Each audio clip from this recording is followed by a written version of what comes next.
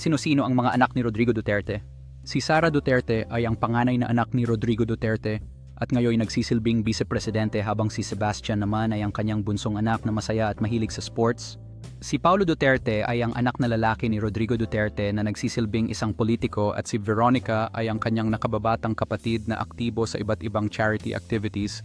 Pinagsasama-sama ang mga anak ni Rodrigo Duterte sa kanilang iba't ibang tungkulin at interes ngunit nagkakaroon sila ng matibay na ugnayan bilang pamilya.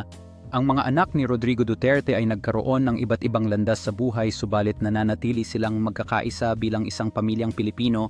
Sa kabila ng kanilang mga tungkulin, masaya pa rin silang nagbibiro at nagsasama-sama bilang isang pamilya, pinapakita ang tunay na diwa ng pagkakaibigan at pagmamahalan.